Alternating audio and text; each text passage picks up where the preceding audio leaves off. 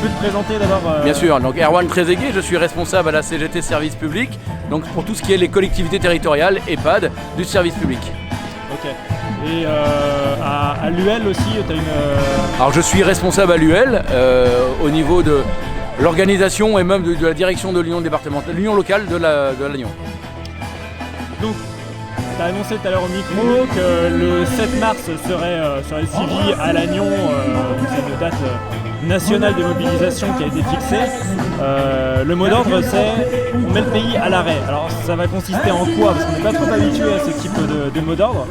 Est-ce que ça signifie blocage de l'économie? En quoi ça va consister? Alors comme vous le dites, effectivement, mettre le pays à l'arrêt, ça signifie forcément un blocage de l'économie.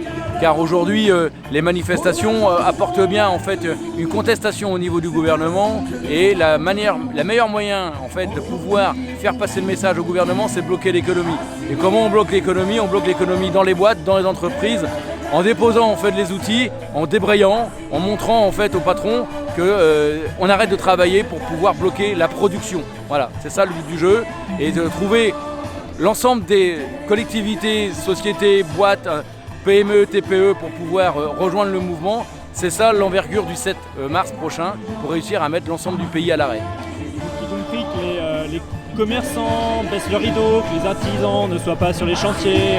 C'est exactement ça, c'est faire en sorte en fait que l'ensemble des salariés dans ce pays comprennent que la manifestation qui est aujourd'hui portée par les syndicats intéresse et pour tout le monde en fait. Elle n'est pas que pour les syndicats sur une revendication dite salariale pour le coup. Là c'est pour l'ensemble des salariés que ça va impacter, salariés, donc du coup aussi employeurs, patrons, PME, TPE, artisans, petits commerces. Et c'est eux qu'il va falloir à un moment donné mobiliser pour qu'ils comprennent que c'est le 7 mars qu'il faut arrêter de travailler.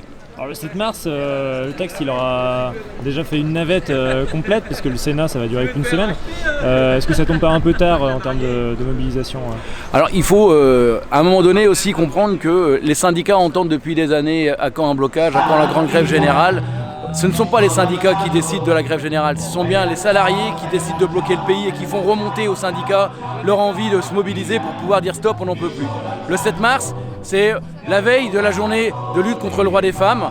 Du coup, c'était une journée en fait qui permettait de également mettre en avant les femmes dans cette réforme des retraites où elles sont bien mises à mal, pour pas dire pas prises en compte du tout. Certains secteurs, notamment à la CGT, semblent partants pour une grève reconductible. Tout à fait, la CGT, Service Public dont je fais partie, a d'ores et déjà posé un préavis de grève pour l'ensemble du mois de février. Il y a une discussion sur l'ensemble du mois de mars à venir. On appelle déjà avec la Fédération des transports à bloquer en fait les services comme les services de poubelle et de tout ce qui est ramassage des déchets, de manière à commencer à bloquer l'économie parce qu'on sait bien qu'à un moment donné, il faut qu'un secteur se mette en grève pour que les autres filent derrière.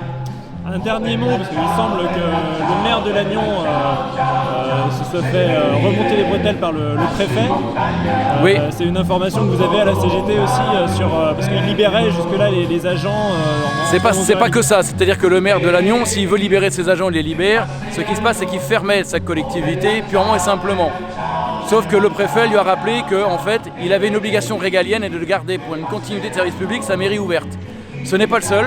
Nous avons des maires comme à Gennevilliers par exemple qui également manifestent leur intention de soutenir le mouvement et c'est tout à leur honneur entre guillemets. Donc nous soutenons et nous appelons l'ensemble des élus sur le département et ensemble partout en France à faire pareil. C'est ensemble qu'on pourra faire comprendre en fait au gouvernement que c'est pour les salariés que cette réforme est complètement injuste. Donc à désobéir. À désobéir s'il le faut, oui. De rien, bon courage.